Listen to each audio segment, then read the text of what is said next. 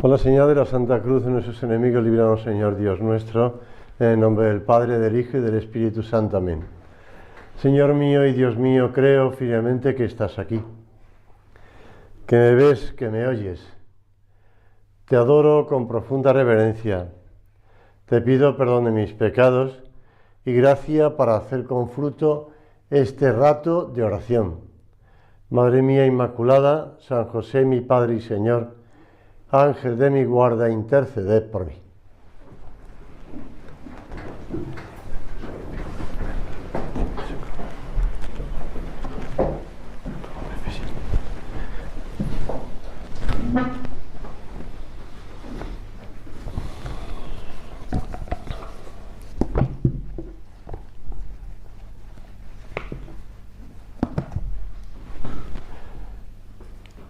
Con vuestra licencia, soberano Señor sagramentado. Señor, quisiéramos en esta meditación, ya el último día del curso de retiro, en el que por haber hecho un curso de retiro de 3 días podemos ganar indulgencia plenaria, pues hablar de la Virgen, de tu Madre, de nuestra Madre, Jesús. El Padre Cantalamessa, predicador de la Casa del Papa Pontificia, dice: hay un himno latino no menos querido que el Adoro te devote para la piedad eucarística de los católicos, que evidencia el vínculo entre la Eucaristía y la cruz, Ave Verum. Compuesto en el siglo XIII para acompañar la elevación de la hostia en la misa, se presta igualmente bien para saludar la elevación de Cristo en la cruz. Son apenas 5 versos, cargados sin embargo de mucho contenido. Traducido al español sería: salve, verdadero cuerpo nacido de María Virgen, verdaderamente atormentado e inmolado en la cruz por el hombre. De tu costado traspasado brotó agua y sangre. Sé para nosotros prenda en el momento de la muerte. Oh Jesús dulce, oh Jesús piadoso, oh Jesús, Hijo de María.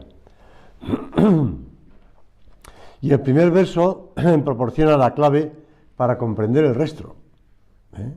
Salve, verdadero cuerpo nacido de María Virgen.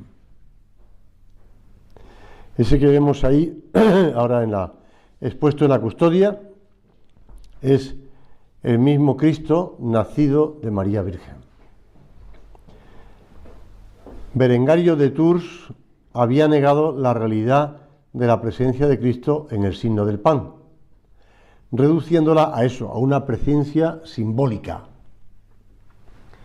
Lo que se producía en la misa es un cambio de significado, un cambio de símbolo, de un símbolo por otro. Representaba algo, ahora representa otra cosa.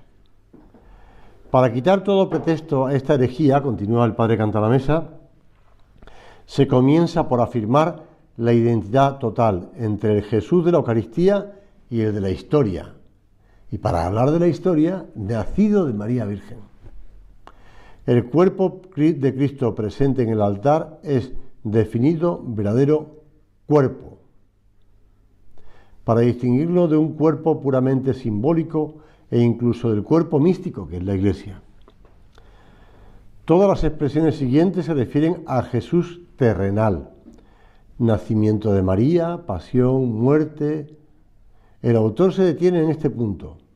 No menciona la resurrección, porque ésta podría hacer pensar en un cuerpo glorificado y espiritual, como diría yo, una especie de nube, y por lo tanto no suficientemente real. Pues sí, del cuerpo de nacido de María Virgen. Salve, verdadero cuerpo nacido de María Virgen. Jesús vivo, lo sabemos, ¿verdad? Pero que nació de María Virgen. En los 3 primeros siglos después de Cristo, es decir, siglo I, II, III, la veneración a María está incluida fundamentalmente dentro del culto a su Hijo.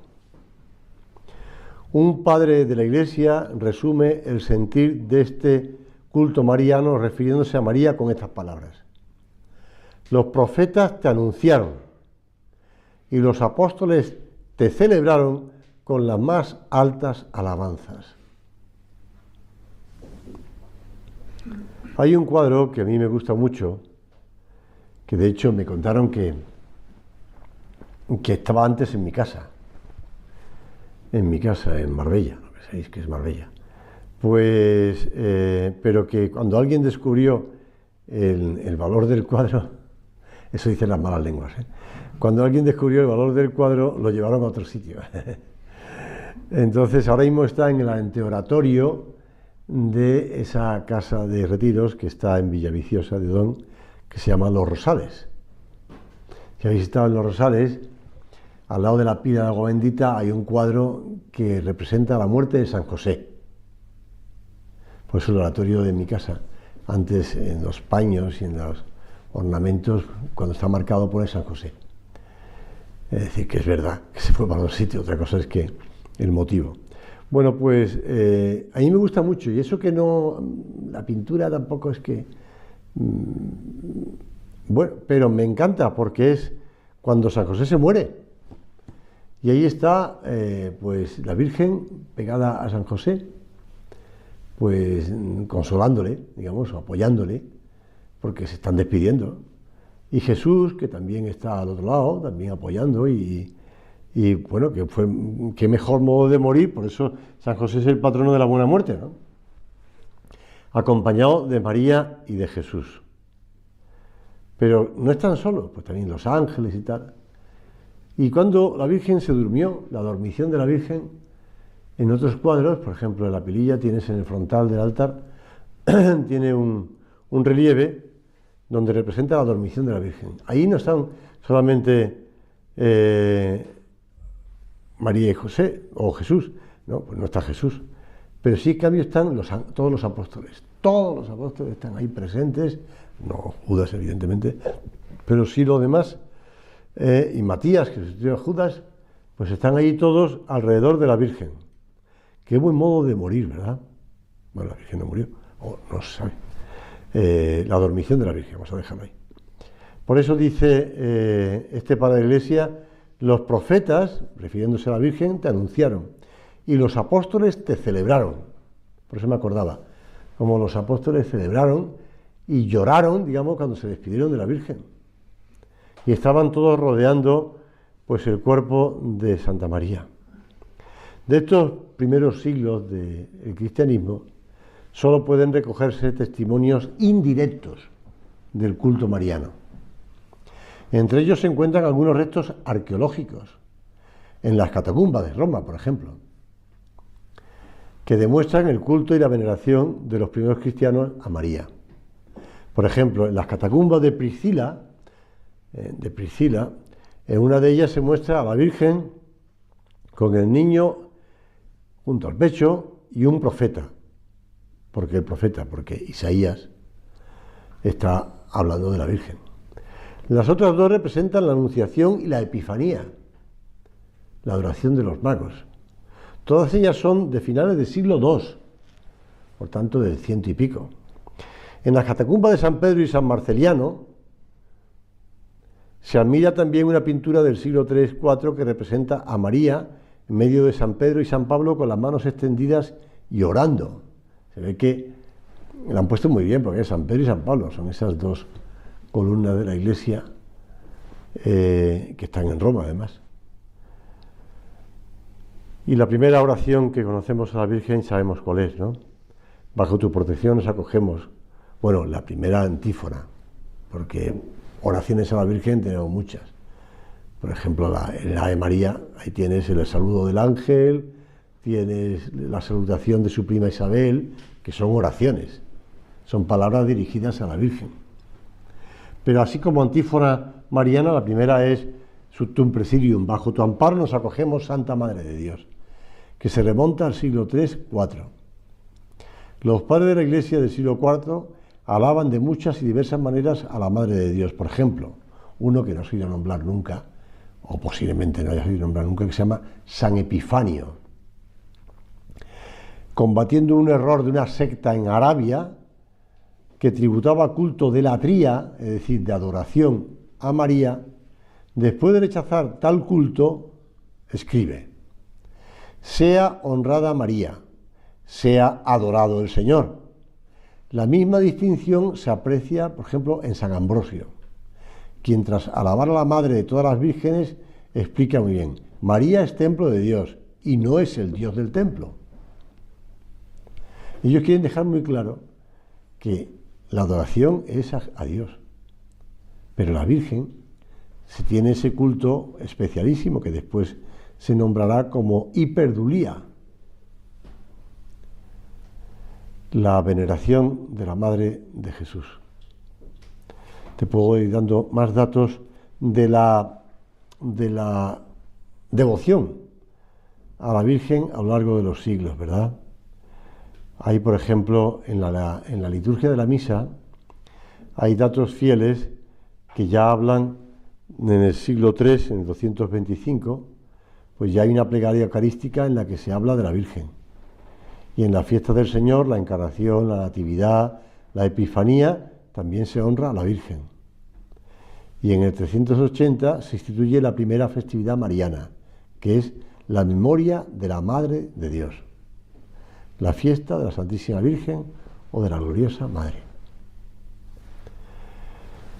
Los cristianos desde siempre han seguido ese instinto lógico de que para llegar a Jesús el mejor camino siempre es a través de su Madre. Como hicieron, bueno, como ya lo aprendieron en el Evangelio, en el milagro de las bodas de Caná, cuando la Virgen le dice a su hijo: oye, que no tienen vino. Y el hijo: ¿qué nos importa a nosotros? Y la Virgen insiste. Y la Virgen consigue adelantar el primer milagro. Hay una oración para rezar antes de la misa que dice así: oh Madre de piedad y misericordia, Santísima Virgen María, yo, miserable e indigno pecador, es el sacerdote, en ti confío con todo mi corazón y mi afecto. Acudo a tu piedad para que, así como estuviste junto a tu dulcísimo Hijo clavado en la cruz, también te dignes estar con clemencia junto a mí, miserable pecador, y junto a todos los sacerdotes que aquí y en toda la Santa Iglesia van a celebrar hoy, para que, ayudados con tu gracia, ofrezcamos una hostia digna y aceptable en la presencia de la suma y única Trinidad. El sacerdote, ante el reconocimiento de su indignidad, porque ¿quién es el hombre para acercarse a Dios, menos para tocar a Dios, para servir a Dios, con sus manos, con su cuerpo, con su boca?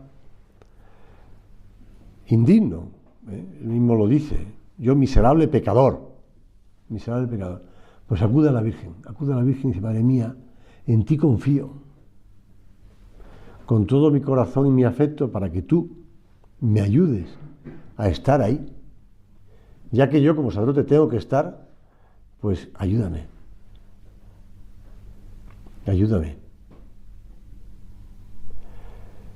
El Papa Francisco dice: el año se abre con el nombre de la Madre, el día 1 de enero. Madre de Dios es el título más importante de la Virgen. Sabéis que antes la maternidad de María se celebraba el día 11, tal día como hoy, 11 de octubre, antes del Día de la Virgen del Pilar. Pero en cambio después, con la reforma litúrgica, se cambió al día 1 de enero. Pero nos podemos plantear una cuestión, dice el Papa: ¿por qué decimos Madre de Dios y no Madre de Jesús? El Papa ya sabe la respuesta, porque esto llevó consigo un concilio, en Éfeso concretamente, en el año 300 y pico. Algunos en el pasado pidieron limitarse a esto, Madre de Jesús. Pero la Iglesia afirmó, en ese concilio de Éfeso que te digo: María es Madre de Dios. Tenemos que dar gracias porque estas palabras contienen una verdad espléndida sobre Dios y sobre nosotros. En su Madre Dios se ha hecho pequeño, se ha hecho carnal, como nosotros. El hombre ya no está solo, ya no está huérfano, sino que es hijo para siempre. Y nosotros proclamamos a la Madre de Dios como tal, y también la llamamos como Madre nuestra. Madre de Dios y Madre nuestra. Madre de Dios y Madre mía. Preparando el curso de retiro,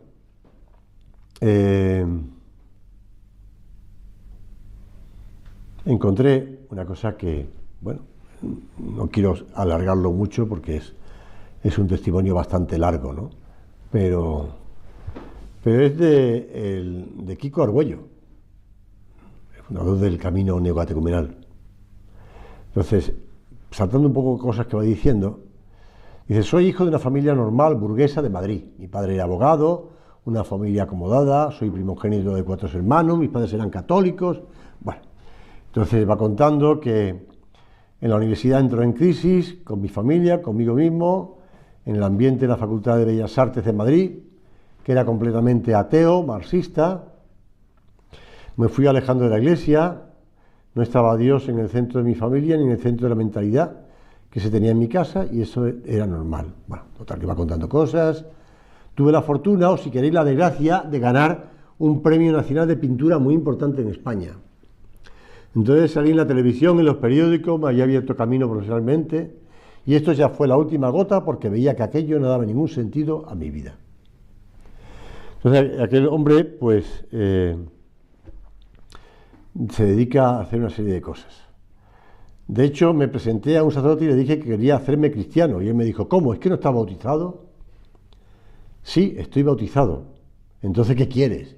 ¿Hiciste la primera comunión? Sí, pero mira que yo... Ah, ¿que quieres confesarte? No me entendía. Pero yo sabía que lo que quería era hacerme cristiano, y para eso... Entonces, pues hizo los cursillos de cristiandad. Una iniciativa que surgió en España por aquellos años y me ayudó. Y comencé una verdadera búsqueda del Señor.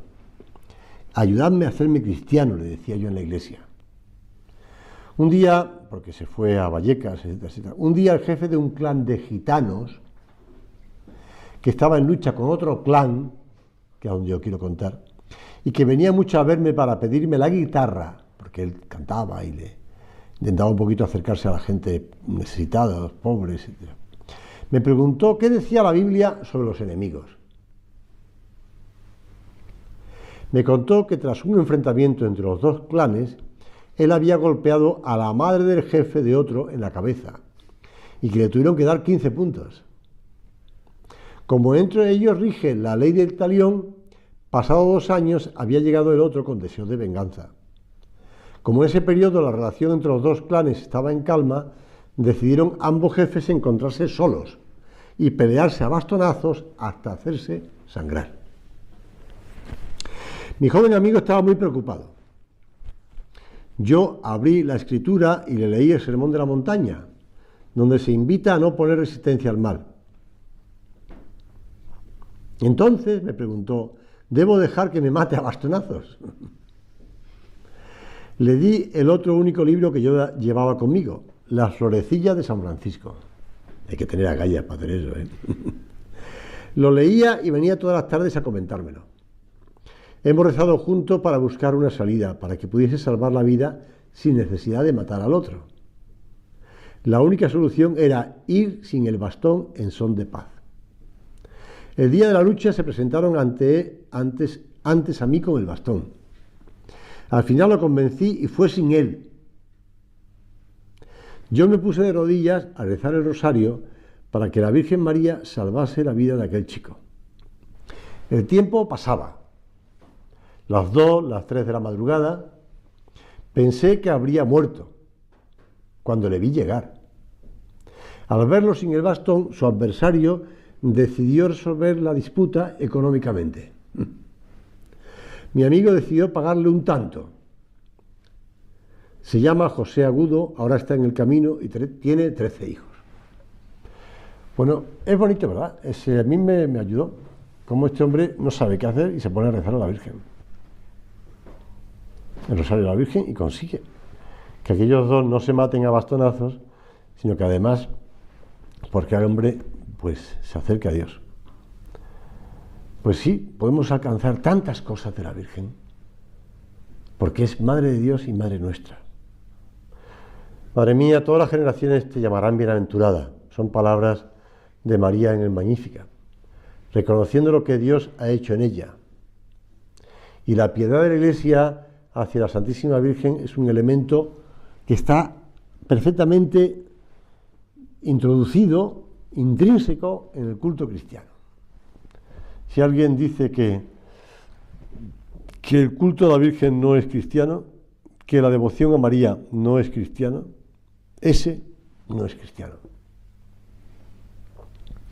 La Santísima Virgen es honrada con razón por la Iglesia. Y en efecto, desde los tiempos más antiguos se venera con el título de la Madre de Dios, como te explicaba antes el Papa Francisco, bajo cuya protección nos acogemos. Bajo tu protección nos acogemos, Santa Madre de Dios. No desoiga nuestras súplicas en las necesidades, antes bien, líbranos de todos los peligros, Virgen gloriosa y bendita.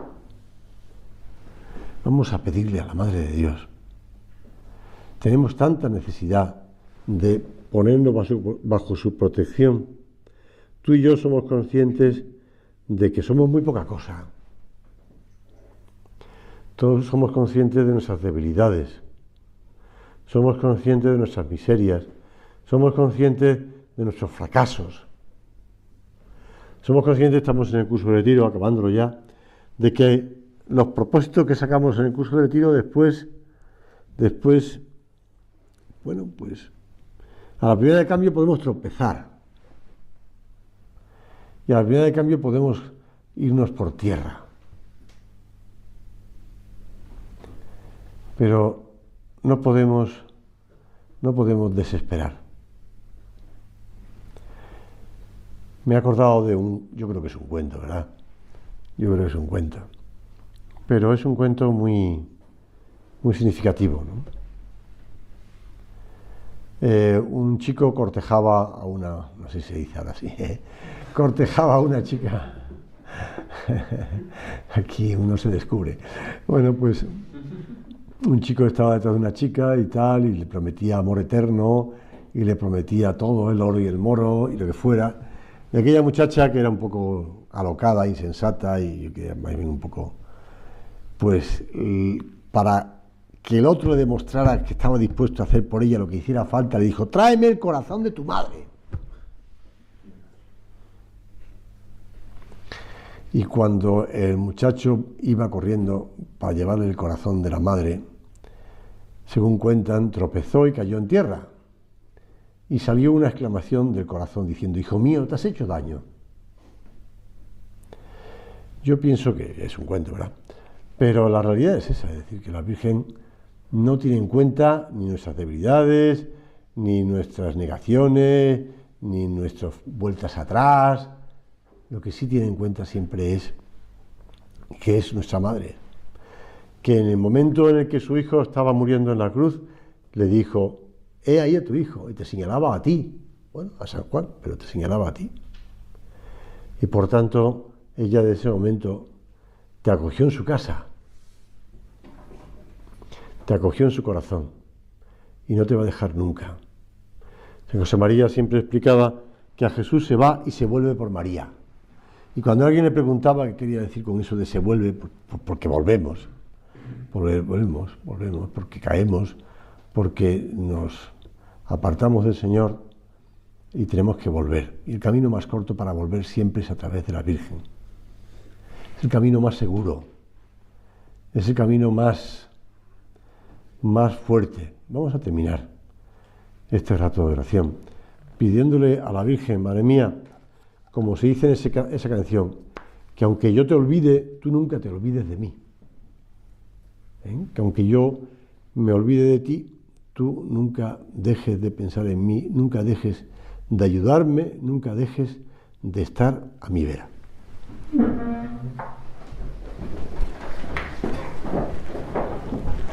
Doy gracias, Dios mío, por los buenos propósitos, afectos e inspiraciones que me has comunicado en esta meditación. Te pido ayuda para ponerlos por obra. Madre mía Inmaculada, San José, mi Padre y Señor, Ángel de mi guarda, interceded por mí.